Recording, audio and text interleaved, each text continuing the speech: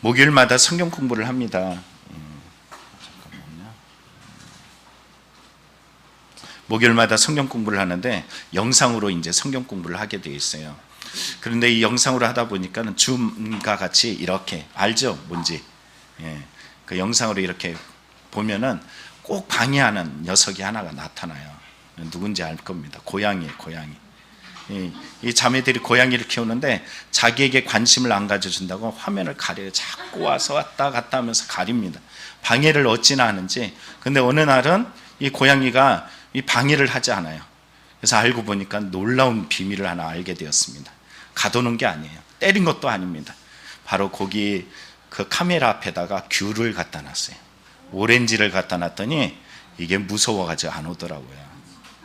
신기하죠? 이제 예배 다 끝나고 나서 오늘 설교 뭐예요? 그러면 요 얘기만 할지 모르겠어요. 정말 중요한 것은 예배 드리려고 하는데 방해하고, 성경 공부하는데 방해하고, 기도 생활하는데 방해하고, 세상에서 믿음 생활에서 이겨나가려고 하는데 방해되어지는 날마다 삶 속에 패배하는 일들이 참 많습니다. 우리는 이 귤과 같이 고양이가 나의 삶을 방해하고 무너뜨리고 모든 일들을 영적으로 성장하지 못하도록 하는 이 수많은 일들 앞에서 우리는 어떻게 이길까 할 때 대부분 사람들은 야, 고양이 그냥 주먹으로 아니면 매로 아니면 어디다 가둬서 이렇게 이런 말들을 쉽게 이야기할 수가 있어요. 그러나 우리에게는 이 귤과 같은 능력이 필요합니다. 그 귤과 같이 내가 힘이 아니라 하나님의 이 온순하고 따뜻한 햇볕 같은 능력이 우리에게 필요합니다. 그래서 세상을 이기는 이 능력의 힘이 오늘 성경에 요한일서 5장에 잘 기록하고 있어요. 그게 뭡니까? 오늘 성경에 주시는 말씀을 통해서 우리가 세상에서 믿음으로 이겨나갈 수 있는 이 힘이 무엇인지 첫째 우리에게 주시는 메시지가 있습니다. 다름 아니라 세상을 이기는 사람은 예수께서 그리스도임을 믿는 것이라는 거예요. 여러분 먼저 그러면은 예수가 누군지 아시잖아요. 그렇죠? 예수 아시죠? 그럼 예수를 그리스도라고 고백하는 이 그리스도는 무슨 뜻일까요? 국어사전에 보면은 예수에 대한 칭호 이렇게 얘기해요. 머리를 성료를 부음받은 자, 기름 부음받은 자 이런 뜻이에요. 왕이라는 뜻이고 구세주라는 뜻을 가지고 있습니다. 영어 성경에도 보니까 똑같이 이런 의미들을 가지고 있습니다. 여러분 성경 속에 나타난 그리스도, 기름 부음 받았다, 왕이다. 여러분 당시 시대 때 세계를 지배하고 있던 로마의 그 주권 아래 그 힘 아래서 왕은 한 사람밖에 없어요. 누굴까요? 가이사라입니다. 가이사예요, 가이사. 그래서 가이사라라고 이름을 지은 곳은 바로 그 이름에 더 능력이 있어서 대단한 곳, 엄청난 곳, 문화적으로 정치적으로 최대한 가장 훌륭한 곳 이렇게 하는 곳에서 예수님 묻죠. 사람들이 나를 누구라 하느냐? 근데 주는 그리스도시여 이렇게 말했잖아요. 그 그리스도. 세상에 힘이 작용하고 세상에 권력이 작용하고 있는 시대에서 예수가 나의 왕이십니다. 예수가 나의 구세주입니다라고 고백하는 겁니다. 우리는 알고 있습니다. 세상의 권력, 힘, 돈, 물질 이런 것들의 힘을 잘 알죠? 알잖아요.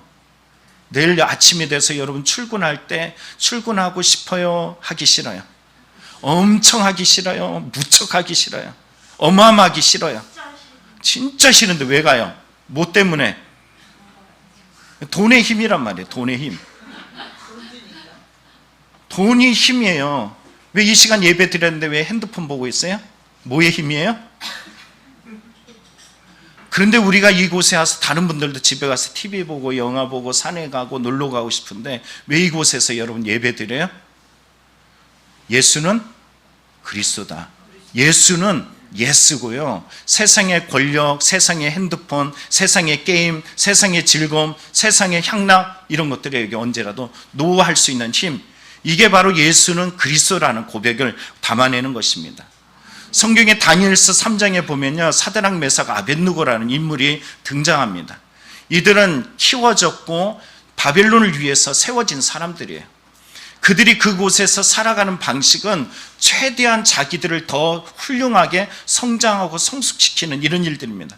근데 어느 날 참 희한한 일이 생겼어요. 왕이 금신상을 지어놓고서 이곳에 제사를 지내게 하고 절을 하게 하는데 다른 사람 어느 누구도 아니요라고 말하지 못합니다. 그래서 성경은 이렇게 말하죠. 모든 백성과 나라들과 각 언어들을 말하는 자들이 나팔과 피리와 수금과 삼연금과 양금과 및 모든 악기 소리를 듣자 곧 느부갓네살 왕이 세운 금신상에게 엎드려 절하니라. 모두가 엎드려 절해요. 어느 누구도 아니요라고 얘기할 수 없는 이런 순간입니다. 더군다나 왕의 명령이에요. 이 당시의 왕의 명령이 뭘까요? 이렇게 말하죠. 금신상에 절해라. 이곳에 절하지 않으면 맹렬히 타는 불에 너희들 죽을 거야. 이렇게 말했습니다. 근데 이상한 일이 생겼어요. 바벨론에서 키워진 어린 소년들이 좀 성장하고 성숙하는 것 같더니 갑자기 우린 못하겠습니다. 안 합니다. 이렇게 말해요. 왜 이들이 안 한다라고 이야기했는지 잘 보여주는 대목이 있는데요. 성경은 이렇게 말해요. 내가 만든 금신상 앞에 절하면 좋거니와. 이제 고소를 당했어요. 근데 너희들이 많이 절하지 않으면 너희들 풀무불에 죽어서 죽을 거야. 그러면 너희들을 건져낼 자가 없어. 이렇게 말해요. 여러분, 건져내다 무슨 뜻일까요? 구원해내다 이런 말이에요. 그러니까 이것은 무슨 문제일까요? 구원의 문제예요. 그냥 절하느냐 마느냐의 문제가 아니라 이 문제는 구원의 문제와 아주 깊은 연관이 있습니다. 이들이 구원자로 고백하는 것은 누구밖에 없어요? 하나님. 그럼 우리에게 말하죠. 성부, 성자, 성령, 하나님 한 분이시잖아요. 그 하나님 앞에서 우리가 예수는 그리스도다라고 고백하는 이 믿음은 어떤 믿음일까요? 여러분, 돈의 힘 알죠? 권력의 힘 알죠? 여러분, 세상 속에서 이게 곧 우리에는 생명의 문제라고 이야기를 해요. 사느냐 죽느냐의 문제라고 말합니다. 어떤 사람은 이 땅에 살아가면서 내 마음대로 내 뜻대로 이것에 목매이고 살아가다가 어느 날 보니까 죄의 문제라는 것을 알게 되어졌어요. 지난주에 제가 요양원 예배를 드리는데 그곳에서 우리에게 가장 큰 문제가 뭡니까 했더니 어떤 할아버지가 큰 소리로 죄요 죄라고 큰 소리 치시더라고요. 나의 삶의 문제 가장 힘든 거 하는 것 이 죄 문제입니다. 누가 이 문제를 해결해 줄까요? 여러분, 그분은 나중에 아멘하고서 예수님을 영접하는 이런 고백이 있었지만은 우리의 삶에 보면은 예수님 믿는다, 의지한다, 따라간다라고 이야기했지만은 나름대로 내가 만든 신이 있어요. 내가 만든 금신상들이 있습니다. 권력이 있고 내가 만든 방법이 있고 내가 만든 생각이 있고 내가 만든 계획들이 있어요.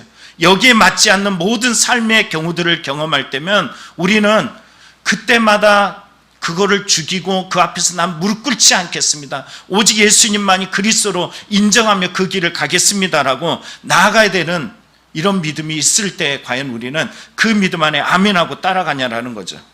근데 오늘 성경을 보면은, 오늘 보면은 다니엘서 3장 17절에 사드락 메삭 아벳느고가 이런 말을 합니다.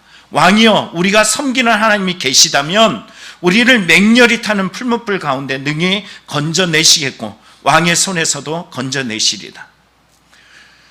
눈에 보여지는 실제적 왕의 힘, 그 금신상이 우리에게 주는 그 위압감, 절하지 아니하고는 못 베기는 수많은 사람들의 시선들 앞에서 내가 예수는 왕이시다라는 이 고백을 가지고 살아간다는 건 무척 힘들고 어렵습니다. 죽느냐 사느냐의 문제고 나를 이곳에서 건져낼 자가 보여지지 않는 이런 상황에 놓여 있는 것이에요. 근데 사드락 메삭 아벳느고는 뭐라고 이야기해요? 우리는 못합니다. 하나님은 살아계십니다. 그렇지 우리를 건져내실지 아니하라도 라는 말을 다음 절에 이렇게 말합니다. 그렇게 하지 아니하실지라도 우리가 왕의 신들을 섬기지 아니하고 왕이 세우신 금신상에게 절하지도 아니할 줄을 아옵소서. 여러분, 예수가 그리스도라는 신앙은 어떤 신앙일까요? 당시 시대 때 예수를 그리스도로 고백하면 내 재산을 빼앗기고 내 자식들이 죽고 나도 죽음에 놓일 수 있고 이 땅에서 가지고 있는 모든 것들로부터 자유할 수 없는, 이제는 막막한 인생 앞에 죽음이 놓여있는 그 단절된 삶을 살아갈 수 있는 어려움에 놓이게 됩니다. 그런데도 이 친구들은 뭐라고 이야기해요? 그렇게 하지 않을 것입니다. 주님이 나를 구원하지 아니할지라도 나는 그렇게 하지 않겠습니다. 여러분, 이들은 누가 구세주일까요? 하나님 한 분이시라는 거예요. 수많은 주, 수많은 구원자, 수많은 왕, 수많은 나를 건져낼 자를 찾고 있는 이때에 오직 하나님만이 나의 왕이시고 나의 구원자시고 나의 모든 것이라고 인정하고 나아가는 것이. 여러분, 절한다는 것은 뭘까요? 예배한다는 뜻이에요. 절한다는 뜻만이 아니라 무릎 꿇다라는 것입니다. 여러분, 우리가 얼마나 많은 것에 무릎을 꿇어요? 돈에 무릎 꿇잖아요. 삶의 시간 속에 내 시간에다 무릎 꿇잖아요. 주일이라는 시간이 어떤 시간이에요? 하나님께 구별되진 시간이에요. 여러분, 물질이라는 것들도 또 우리의 삶에 구별하는 모든 것들, 예배라는 것도 하나님만이 나의 구주입니다, 주님이십니다, 이 믿음을 가지고 우리는 예배하고 무릎을 꿇는 것이잖아요. 근데 우리는 왜 돈에 무릎을 꿇을까요? 우리는 왜 이 땅에 살아가면서 시험이 드는 걸까요? 우리는 이 땅에 살아가면서 현실적 고난 앞에서 심지어 예수를 부인하고 우리는 떠나가 버릴까요? 누구에게 무릎을 꿇는 걸까요? 다시 말할까요? 왜 우리는 돈에 무릎을 꿇는지, 왜 우리는 시험에 들어서 예수 안 믿어, 나 예배 안 드려, 나 기도 안 할 거야, 나 그런 하나님 못 믿어, 그러면서 내 마음대로 내 생각대로 그냥 예배 드리는 경우들도 많잖아요. 그리고서는 그게 온전하다라고 생각하죠. 현실적 고난이 다가오면 그 현실 앞에서 우리는 못 믿겠어, 이런 예수의 길은 못 따라가겠어, 이렇게 말합니다. 여러분, 왜 그럴까요? 다시 묻겠습니다. 예수는 누구라고요? 예수만 그리스도예요? 예수도 그리스도예요? 왜 시험에 들고, 왜 물질을 쫓아가고, 왜 세상의 그런 부름 앞에서 아니야 나는 예수만 따라가겠어 라고 이야기는 사드락 메삭 아벳느고와 같은 이런 결단이 우리에게 없는 것일까요? 다름 아니라 예수를 따라가는 길은 참 별 볼 일 없어 보여요. 요한복음 1장에 보면은 빌립이 나다나엘에게 예수가 그리스도다, 와봐라, 이렇게 이야기하잖아요. 그랬더니 그가 뭐라고 이야기해요? 나사렛에서 무슨 선한 것이 나겠느냐. 무슨 말일까요? 그 별 볼 일 없는 동네, 무슨 그런 곳에서 예수가 나, 그 불편하고 형편없고 보잘것없는 곳에서 무슨 나의 구원자가 있겠어. 그런데 여러분, 예수를 만났더니 예수께서 다 하셔요. 그의 일거수일투족을 다 하시고 그의 생각을 하시고 삶을 하셨어요. 그러자 그가 말하죠. 예수가 누구라고요? 나의 그리스도십니다, 나의 왕이십니다. 여러분, 이 땅에서 살아가는 것마다 우리는 부족함 투성입니다. 세상은 우리에게 그 부족함, 나약함, 별 볼 일 없는 것들을 앞에서 우리는 보여지는 나 자신, 연약한 나 자신을 보며 쉬없이 넘어져요. 그리고 세상이 말하는 구원의 그 이유진, 그 왕이 되어지고 권력이 되고 힘이 되어지는 이 요소들을 바라보면서 우리는 이것이 없어서 좌절하고 낙심하고 무너질 때가 많습니다. 그럴 때마다 우리는 다시 한번 너에게 예수는 누구냐? 주는 그리스도십니다. 이 고백이 우리에게 살리는 힘, 능력의 힘이 될 줄 믿습니다. 그래서 요한 1서 5장에 이렇게 말하죠. 예수께서 그리스도심을 믿는 자마다 하나님께 난 자니, 또 5절에 말하죠. 예수께서 하나님의 아들이심을 믿는 자가 아니면 세상을 이기는 자가 누구냐? 여러분, 세상을 이길 이 힘, 예수 그리스도만이 나의 주님이심을 인정하며 나아가는 저와 여러분이 되기를 간절히 축원합니다. 두 번째, 세상을 이기는 사람은 누굴까요? 하나님을 사랑하는 자입니다. 여러분, 하나님을 사랑하십니까? 여러분, 예배 드리는 것이 기쁨이 있습니까? 기도하는 것에 하나님의 만족이 있습니까? 하나님께서 내게 주신 이 약함, 부족함, 내 마음대로 듣지 않지만 하나님의 섭리가 내 안에 분명히 있음을 알고서 우리는 지금 이 삶을 무겁지만 어렵지만 약하지만 다 믿음으로 이것을 살아가고 있습니까? 거짓말하지 마세요. 아멘 아멘 하면서 주님 그렇게 되길 원합니다, 그렇게 되길 원합니다 하면서 사실 참 불편하고 어려울 때 많잖아요. 그렇죠? 이렇지만 우리에게는 믿음이 있어요. 왜냐하면 하나님을 사랑하는 마음이 있기 때문입니다. 탕자의 비유 여러분 잘 알고 있죠? 이 탕자의 비유를 보면 아버지의 재산을 가지고 그는 먼 나라로 떠나요. 누구의 재산을 가지고? 아버지의 재산을 가지고. 여러분, 이방인들이라는 대상은 같이 상종할 대상으로 여기지 않아요. 아버지가 얼마나 싫었는지, 얼마나 불편했는지 돌아가시지도 않은 아버지의 재산을 받아가지고 먼 나라에 가서 허랑방탕하고 다 탕진하고 흉년까지 들었어요. 그리고선 그의 처지가 어느 처지에 놓이게 됐냐면 아주 형편이 망가져 버렸습니다. 그 처지를 성경은 이렇게 말합니다. 다 없앤 후 그 나라에 크게 흉년이 들어 그가 비로소 궁핍한지라 가서 그 나라 백성 중 한 사람 위에 붙여 사니 그가 그를 들로 보내어 돼지를 치게 하였는데 그가 돼지 먹는 쥐염 열매로 배를 채우고자 하되 주는 자가 없는지라. 여러분 얼마나 인생의 밑바닥을 가게 되었는지 레위기서 보면은 11장에 이런 말을 합니다. 야, 돼지는 만지지도 마. 돼지는 먹으면 안 돼. 그건 부정한 짐승이야. 이걸 잘 알고 있는데 이 유대인이 먼 나라에 가서 돼지치기를 하고 또 돼지나 먹는 이런 열매들을 자기들이 먹었어요. 근데 자기가 먹는 것으로 멈추지 않냐고 먹을 것조차도 없을 만큼 저 밑바닥에 정말로 내동댕이 친 이 인생의 끝을 경험하게 되었습니다. 여러분 좋은 일이에요, 나쁜 일이에요? 이런 일들이 우리에게 일어나는 것을 여러분 어떤 긍정적 요소를 찾아볼 수 있을까요? 없죠. 완전히 망가진 거예요. 그런데 놀라운 것은 이런 거예요. 이렇게 인생의 끝에서 나는 끝장났어 라고 이야기하는 사람과 이 끝에서 다시 일어설 길이 있어 라고 바라보는 사람은 삶이 분명히 다릅니다.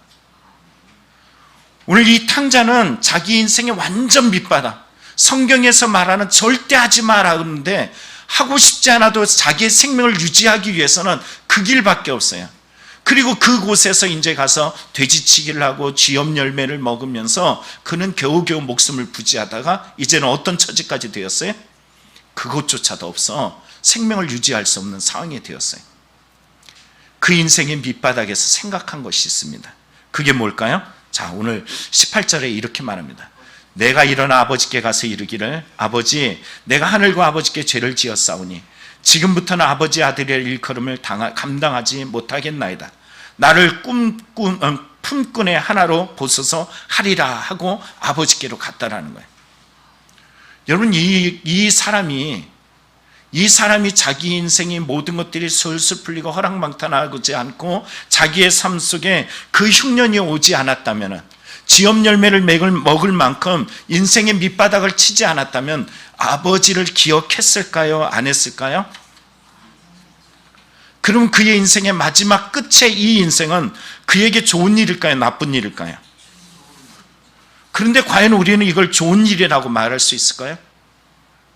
그가 아버지께로 나아감에 있어서 얼마나 많은 용기가 필요한지 알죠. 사람들이 그의 몰골을 보면서 아이고 이 새끼 이거 지 아버지 버리고 나가더니 저 모양 저 꼴이 됐네, 이런 말들을 할 겁니다. 그 아버지 앞에 나아감에 있어서 가장 마음을 아프게 하는 것은 나 자신의 약함, 성공하지 못하고 이 미약하고 부족한 모습으로 그 앞에 나간다는 사실이 그를 더 힘들게 만들 겁니다. 근데 그를 아버지 품으로 가도록 만든 이 힘이 뭘까요? 자존심이 앞서고 자기의 그래도 생각이 있는 친구란 말이에요.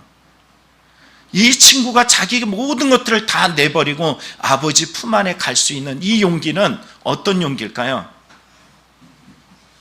저도 제 아는 분 중에 자식이 엉망진창이 됐는데 아무도 가족들이 돌보지 않는데도 불구하고 그 가족 중에 어머니가 이렇게 돌보는 것을 보았어요.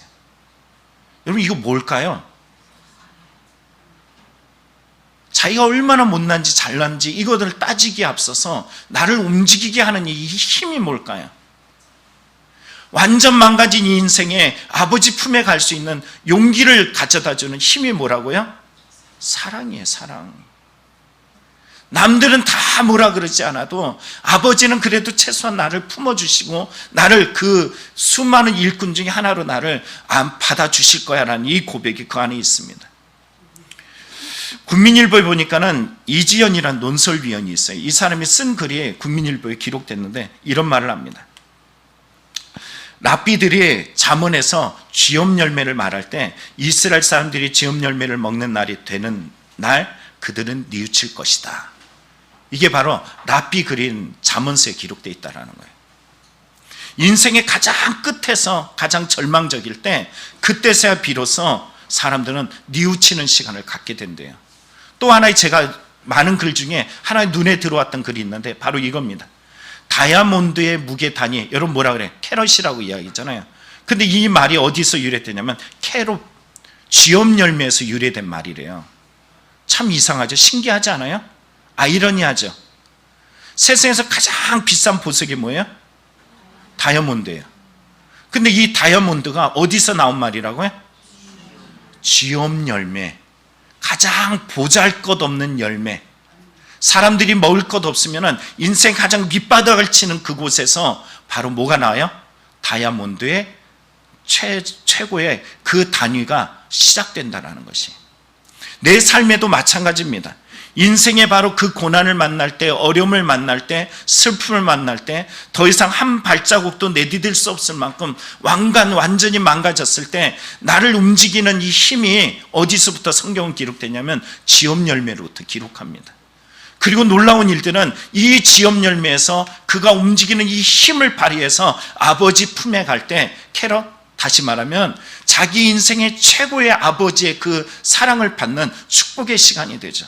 아버지는 이 냄새나고 이 거절하고 도저히 받아들일 수 없는 이 아들에게 가서 끌어안고 키스를 하고 신을 신겨주고 옷을 갈아입혀주고 그리고 반지를 끼워주면서 원래 아들의 그 신분을 그대로 맞이하는 것을 보게 됩니다.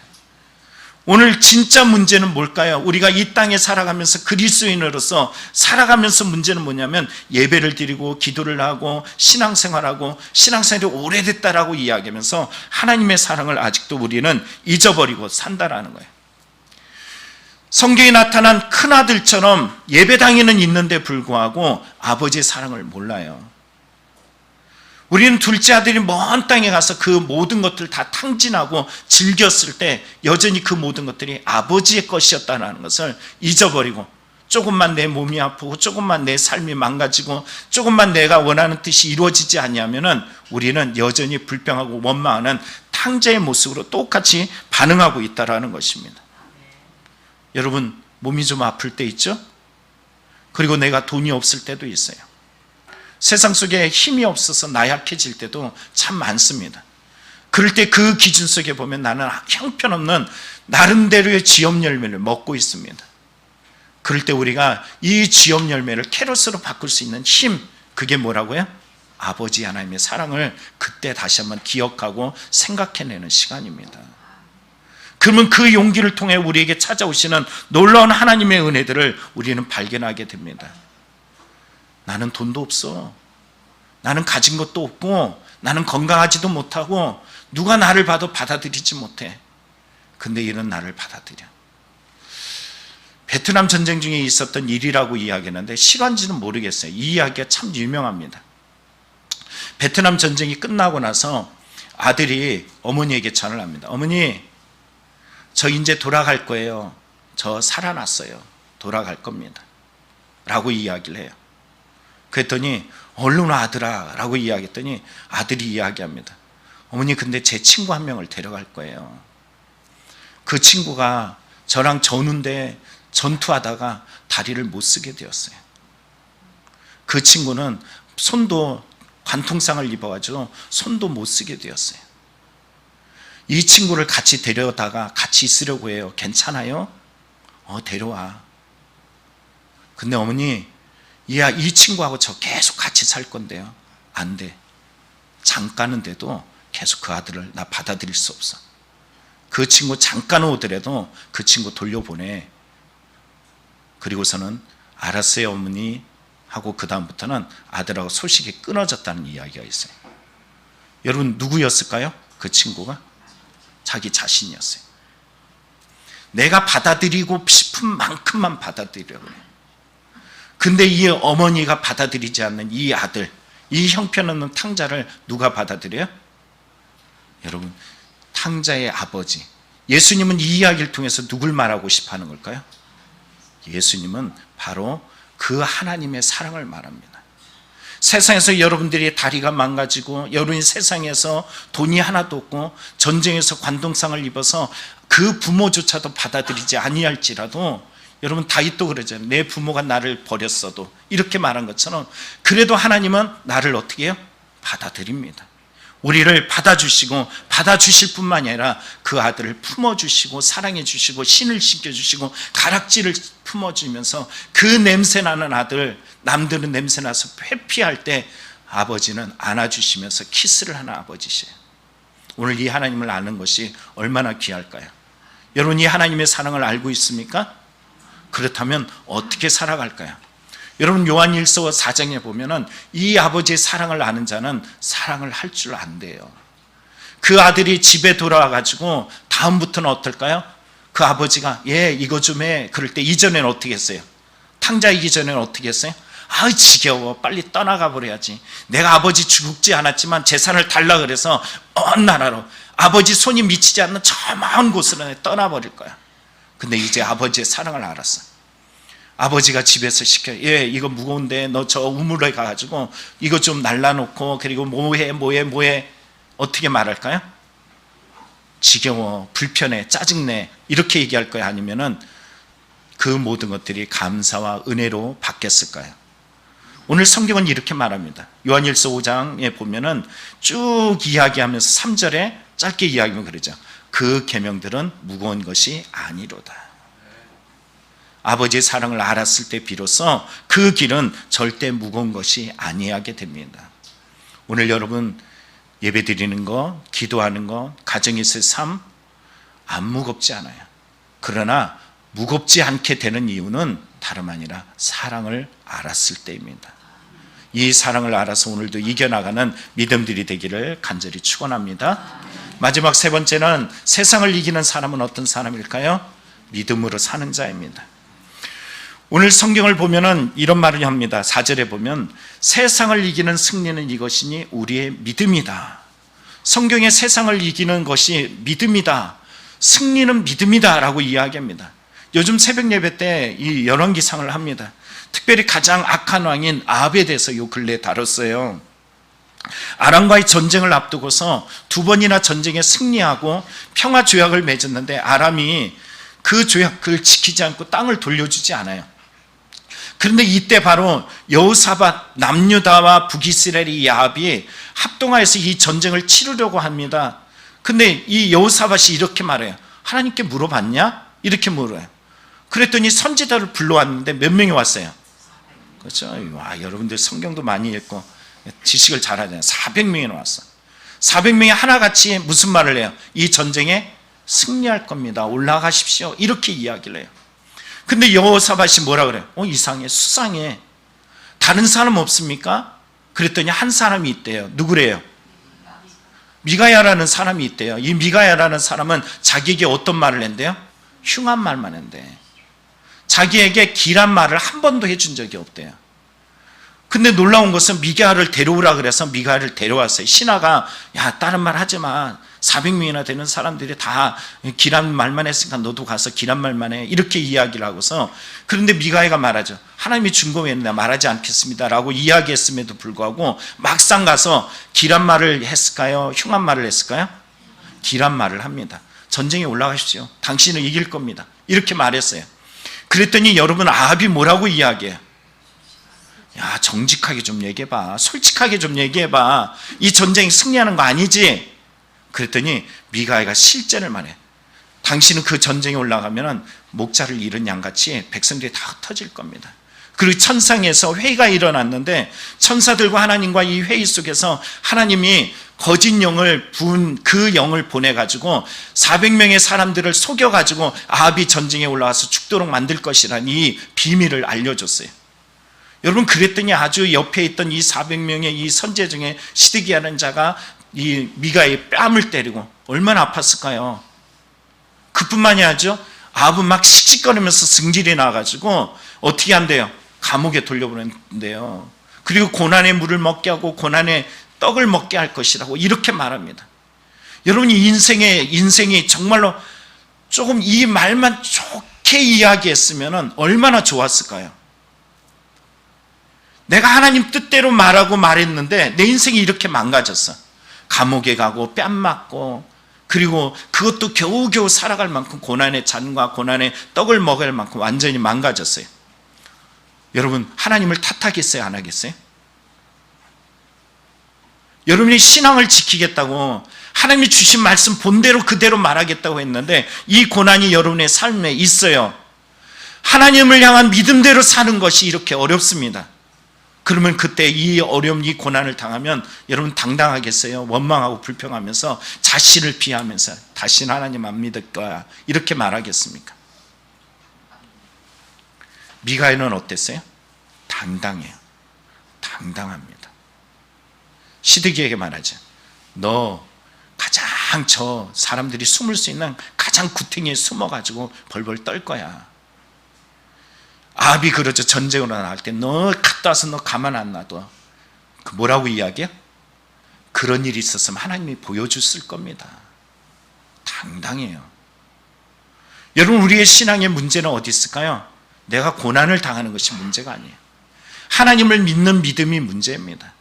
우리는 내 인생에서 내가 원치 않는 일들이 참 많습니다. 저도 마찬가지고 저뿐만 아니라 모든 사람들 인생을 살아가면서 내 마음대로 내 뜻대로 되어지는 것이 얼마나 많아요? 별로 없단 말이에요. 그 인생에 무너질 때마다, 매번 무너질 때마다 맞닥뜨리는 그 마음의 경우들을 보면요, 너무 아프고 너무 힘들고 너무 괴로워요. 고난의 떡이고 고난의 잔이 다른 데 있지 않습니다. 근데 이럴 때마다 우리가 이렇게 미가엘처럼 당당할 수 있는 힘은 어디로부터 오는 걸까요?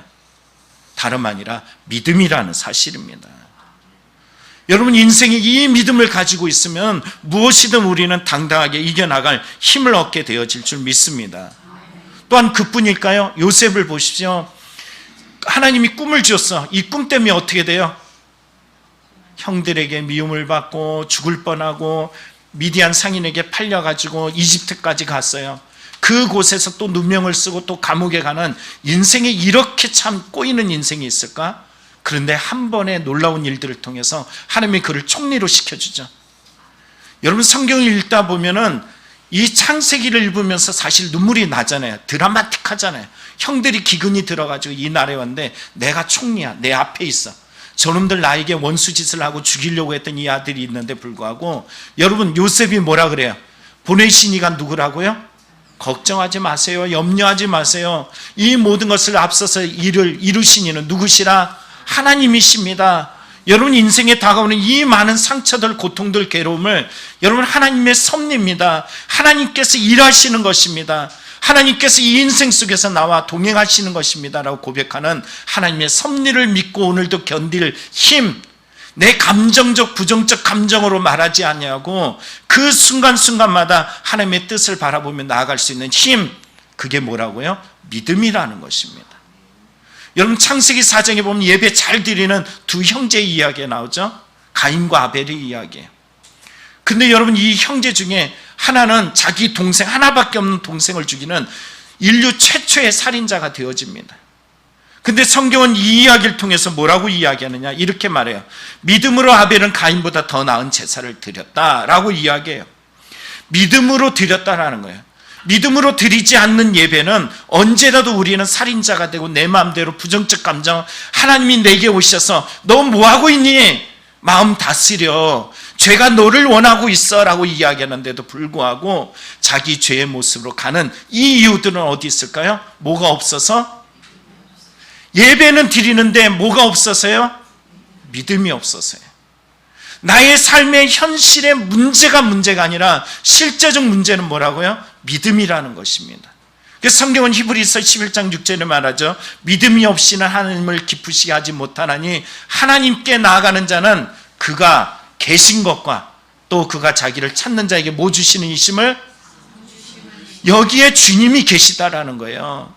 예배당에 올라와서 어떤 사람은 주님을 깊이 만나고 가는데 어떤 사람은 못 만나. 여전히 부정적 감정, 불편한 마음, 화나는 것, 짜증나는 것, 온갖 내 마음속에 상처들로 가득해서 살아가는 이런 사람들이 가득합니다. 제사는 지내는데 여전히 제2의 제3의 가인이 될 수 있는 이런 확률이 많아져요. 믿음으로 예배 드리길 간절히 축원합니다. 남성교회가 속닥속닥 하는데 저 참 은혜 받은 거 있어요. 믿음을 더 갈망하며 더 믿음을 소원하면서 더 알고 싶어하는 말을 듣는데 얼마나 감사한지 몰라요. 여러분, 내가 믿음이 약해요.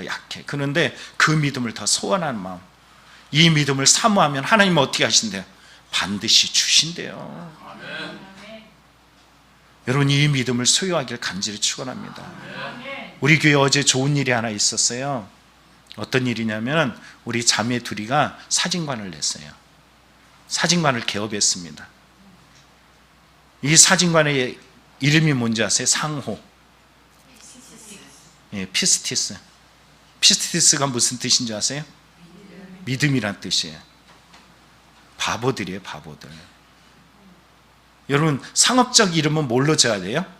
누구나 다 공유할 수 있는, 누구나 편한 마음, 누구나 이 얘기를 하면은 뭐 누구나 쉽게 이해하고 그 사진관. 그런데 여러분, 피스티스, 믿음이라는 이 말을 딱 지었을 때 사람들은 의문을 가져요. 신뢰라는 말이겠지. 그래서 물어요. 피스티스가 무슨 말이에요? 믿음. 그럼 사람들은 뭐라고 이야기할까요? 아이씨, 가지 말아야지. 개독교네?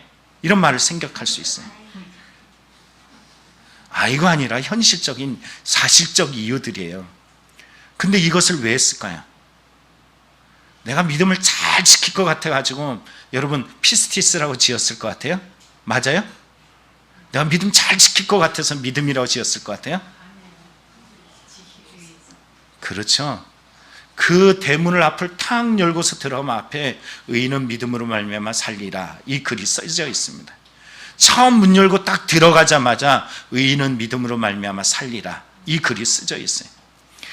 사진관 하면서 속상하고 넘어지고 화나고 불편하고 괜히 피스티스 지었어 하고 원망이 생길 때 문을 열고 탁 들어가는 순간에 여러분 그 앞에 써진 글은 누구에게 가장 먼저 주는 메시지일까요? 의인은 믿음으로 말미암아 살리라. 여러분, 우리도 마찬가지예요.